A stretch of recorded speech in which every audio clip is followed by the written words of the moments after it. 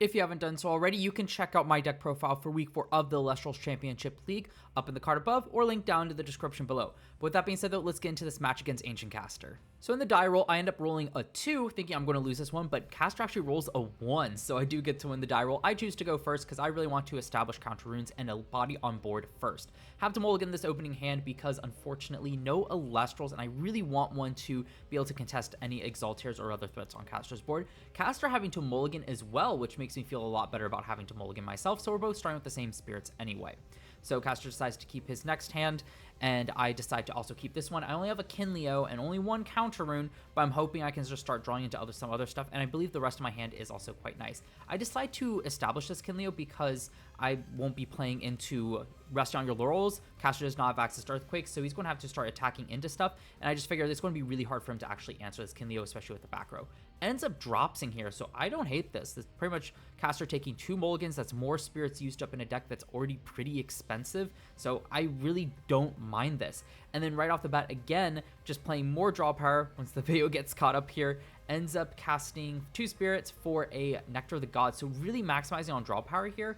And at this point, what Caster was saying and what I kind of realize here is that he's just on a lot of draw power. He wants to find his pieces, he wants to establish his game plan as fast as possible and hope he can just cruise from that huge advantage there, just getting the exact combo he wants throughout the rest of the game. Also playing the Aeolus, so Ori a huge deficit on spirits. I've got 17, really 18 spirits to Caster's 12 spirits here, and he goes Island of Aeolia and P-Gust. I decided to PTA here because, I mean, it's going to go anyway. I can just get rid of the P-Gust and just start poking with Kindleo to force him to use even more spirits, because he's already down to 7 spirits in Spirit deck, and I just figured that would be the best play here. If he shields it, that's more spirits out, and I still have a Kindleo to play on a later turn. Having to expend to draw hurts. I don't have another Elestral here. Love to put on the more pressure, but again, I just poke. Caster ends up taking it, so that also feels really great, just kind of keeping this Kindleo established. He can't Resting on Your Laurels it. He's going to have attack over it. I've got another face down to help out, and this time he goes P-Gust again for the Aeolus. Makes sense, really trying to keep me off that back row before he starts aggressing, but I'm really stalling him out. He needs to get on the offense and fast because he has such a low spirit count. He does pop the Tsunami with the P-Gust, but that's fine. I didn't need it anyway. No reason to cast it, obviously, here. And here I actually do have my own Resting on Your Laurels, but first I expend to draw because I don't find any Elestrals. Unfortunate. But the Resting on Your Laurels will let me clean up the P-Gust and kind of poke again. And I don't feel great here, but I also don't feel terrible because, again, I've got such fluff in my Spirit deck, and I've been able to poke. I've been able to answer the Elestrals. It's not like I'm falling behind on board, and I might just be able to burn Caster out in a battle of attrition here. He does have the Exaltair to start turning the tide and really start burning me, but I really don't think this Exaltair can burst damage me enough to be able to close this spirit gap, but I do need to be careful because Exaltairs can get really out of hand. Maybe if he has a second one, that's going to get real scary. So he attacks the Kindleo. I fear I just need to keep this Kindleo established, so I just shield the Exaltair back to hand. Sure, he can replay it and Nexus off the island, but what it prevents him from doing is setting up the 2 Exaltairs to really close that gap.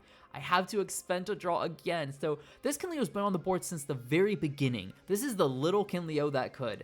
And when I said in my deck profile that Kindleo is going to be the MVP, I didn't anticipate to be in this way here, because I haven't even used its effect.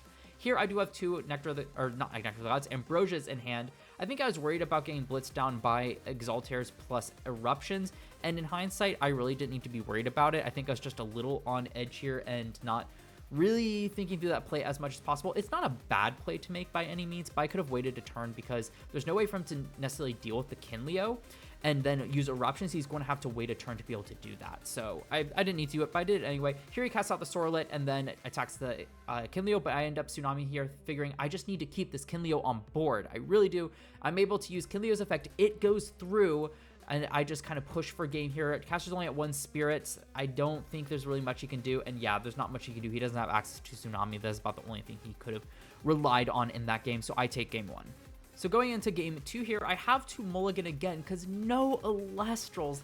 Where are my Elestrals? I didn't see any besides Kindleo last game, and now I'm starting off my game without finding any. Caster's, of course, on the play since he lost. It makes sense. He wants to establish cards first. That's generally viewed as better in Elestrals currently, and he didn't mulligan, so I'm not feeling great starting this off, but I decided to keep this hand, even though I have no Elestrals. I just have to hope I can draw one. I have 15 Elestrals in my deck. I should be able to do it.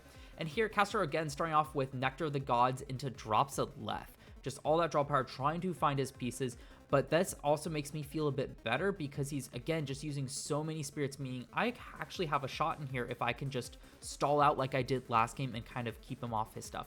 He throws out a Kindleo here, setting 3 back row and passing. So Kindleo back on the board for the first play. I have to expend to draw, which feels so bad, and I just have to set a full back row. I mean, I've got responses in hand. I'm certainly not out of this game, but Exalter's looking real scary if he can establish it. But instead, go Sorlet. This one I'm a-okay with because I can start answering it. And I just Tsunami to switch them both to defense. My thought process is, come on, draw me Elestral. I can start answering the board. This is what my deck wants to do. Maybe I could have held that Tsunami to more value, but the appeal of being able to try to answer that Sorlet was too great. So I had to expend to draw. Thankfully, I find the Laurels to just deal with the Sorlet. Funny enough, the card with Sorlet on it, dealing with the Sorlet. I figure Sorlet's a bigger threat than Kindleo because Kindleo, of course, needs to have a Nexus Bank, and then I can have a chance to respond with Gorgon's Gaze, which I do have. So I figured, let's just get rid of the really pesky thing, and its lower stats is easier to attack over. Caster ends up throwing out the Exalter here. I decide to Tsunami again. Same exact idea here. If I can just draw in Elestral, I can start attacking, putting on pressure, and oh, I had the Kindleo in hand. That's what it was. I expended draw and found the Kindleo last turn finally. It does get PTA'd, but I do have Volcanic Forge and Hephaestus in hand. So what I think I'm going to do here is just set up the Hephaestus and then throw up the Volcanic Forge and then Nexus from Hephaestus to the Volcanic Forge to be able to pop the Exalter. And then what I can do the following turn is I can use the extra spirit on Volcanic Forge to use a counter rune on the opponent's turn or just save it for a future Kindleo. I don't have one, but I also enchant the Spirit of Hephaestus, an extra spirit to be able to search out the Hammer of Hephaestus, figuring I can just keep in hand as another Nexus Bank if my opponent throws down P-Gust, and it also just gets a card out of my deck, making me more likely to find Elestrals. But my opponent does have the Gorgon's Gaze, does end up Gorgon's Gazing my Kindleo to be able to stop it, but hey, that's 2 responses, a ton of spirits used here, and I'm still not in a great position, but I don't hate that Caster committed 2 cards just to stop my Kindleo here. He ends up re-enchanting the Kindleo with the Wind Spirit, being able to Nexus with Exalter to burn me for 2. Makes sense just in case I use the Gorgon's Gaze and he gets a chance to cast. But of course, I can just change the Gorgon's Gaze after the Nexus to stop the Exalter. So that way I stop 2 damage, and I do have to take the one Kindleo, but that's what it is. That is what it is. I do find a Galaxy here. It gets Poison Tipped Arrow. The reason I also like the Galaxy here is because it dodges Poison Tipped Arrow, so I can safely attack over the Exalter, and I dealt with the biggest threat on the board. Sure, my Galaxy is gone. I still have to deal with the Kindleo on board. I'm still getting poked for 1. But it puts me in just a much more advantageous position. P-Gust targets the rune next to Hephaestus, the one in the middle you see here, but instead I chain it. It's a Poison-Tipped Arrow, which is great to answer P-Gust, and I just use the Spirit from the Hephaestus. I don't think I'm going to be able to set up another Kindleo, so I just decide, let's use my Spirits the most effective I can. I've got a Volcanic Forge if need be, and I can just take the one from Kindleo, get rid of the P-Gust. I really don't want to leave stuff on board. I could have saved the Kindleo here, and it would have saved me a Spirit, or sorry, the PTA. I could have just let it go and save myself a Spirit on board, but I figured I really need these back row to be able to do anything, and I really just need to keep them at low Elestral counts, so when I do finally can establish an Elestral, that was a weird way to put it. Once I finally can establish an Elestral, there's less targets to attack over and can put more immediate damage or pressure on his Spirit deck. Off of Smoltuga, I find Volcaries. I don't love Smoltuga here because, again, if you can just set up a rune with Kindleo to Nexus, it's not going to look very good. But at the same time, it's what I drew. I'm really lacking on Elestrals, and I think Volcaries is the best choice here because it can put on the most pressure with the Volcanic Forge. It's just the most efficient engine I have at such low spirits. So a caster ends up Ambrosianing. I don't like seeing that because that means it's going to take even more damage, more work for me to be able to close it out with only 3 spirits. I'm in a really, really scary position, and Caster's just pondering over what he wants to do here, and ultimately he decides to go for it. He casts, oh no, this is not the play I thought it was. So he goes Neck Ruff here, and this is why I was wary about the Kindleo, because now he can Nexus off of the Kindleo to try to target the Smoltuga. I decided to Gorgon's Gaze, one from the Smoltuga, one from Spirit Deck to stop the Kindleo, because while I still lose my Elestral, it prevents the 2 spirits of damage, and I can save an additional spirit in my Spirit Deck to be able to cast Volcaries and Volcanic Forge. But thankfully I actually top deck the Ambrosia, which gives me just a bit more time here. I really think that Gorgon's Gaze was the best play I could make with the knowledge I have. I'm very proud I recognize that, because now, even if I didn't draw the Ambrosia, still Volcaries, Volcanic Forge, and I can just attack over the Kindleo. So now I'm finally in control. I still need to deal 6 spirits of damage. It's still not looking great, but I at least have a chance here. It's going to be really hard to hit over this Volcaries, but Caster does have the Exalter here, and then does have the Aeolus. And here, it leaves me with no spirits, but I can still easily attack over the Exalter. It just, if he has back row, that's what it is. But here he makes a really good play, putting 4 spirits onto Aeolus, using 2 of them to search out another Exaltair, and then having the 1 spirit to Nexus onto Exaltair, and then another spirit to Nexus onto Exaltair the next turn, as long as that final spirit is a wind spirit. And this puts me, I need to top this Ambrosia. I'm in a really awkward spot, and unfortunately, I do not find that Ambrosia here. So here, I do decide to play out, because if Caster didn't pace out his spirits correctly, and it doesn't have a wind spirit, that will win me the game, but unfortunately it does have the wind spirit, so we're unfortunately going to a game 3. Didn't want to see that, because I really wanted to get that 2-0 since I lost 2-0 to Wirtz in week 2.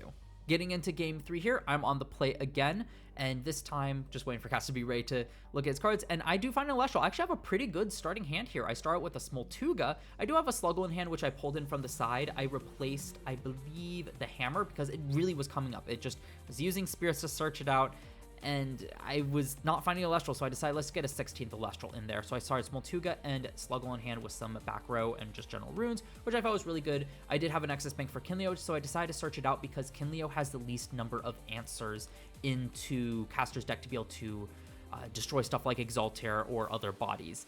And that is pretty much just Gorgon's Gaze, versus if I was attacking with something like a Nekruff, as much as I debated the Nekruff because it is a more efficient a way to remove Elestrals, it is more susceptible to shield, poison-tipped arrow potentially, and Gorgon's Gaze, so I just decided, let's just grab the Kindleo. It's going to take a more specific answer. So Cassier does have the drops. Did he play drops? No, he has the Nog. He's got the Aeol, so uses the Aeolus to grab the Exaltair, then Nog to be able to draw 2. Great way to search out and then hopefully find some additional cards.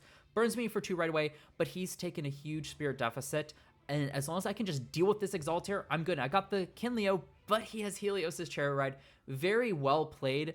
I didn't want to set the Nexus Bank in Firapigas because 2 of my back row, none of them are Gorgon's Gaze, but that Helios' Chariot Ride is just another way to answer that Kindleo, and that was a very great play by Caster there, because that's the scariest thing, just leaving an unchecked Exaltair, and I'm super scared. I don't know why I thought this. I thought he had another Exaltair in hand. I was mistaken. I think I was combining last game as well, so I thought I'd just start getting burned for a ton, and I'm on the back pedal. The Sluggle does help a little bit, giving me an extra an extra turn with to stave off the Exaltair burn. That's what I'm trying to say here. But here, I find an interesting play here. Instead of nexusing off of Exaltair back onto Aeolus to get a search, he nexuses from Aeolus to Sorlet. I'm guessing he just wants to put some spirit damage on me to get caught up, but here I've got Tsunami to just stall it out, and here I've got 2 attackers that I can hit over the Sorlet with. I go for my Kindleo here, just trying to pop the Exaltair, and I end up going 2 spirits for a Hephaestus, the idea being that I can nexus one onto the Kindleo, and I don't know why I did 2 spirits. I feel like 1 would have been better there.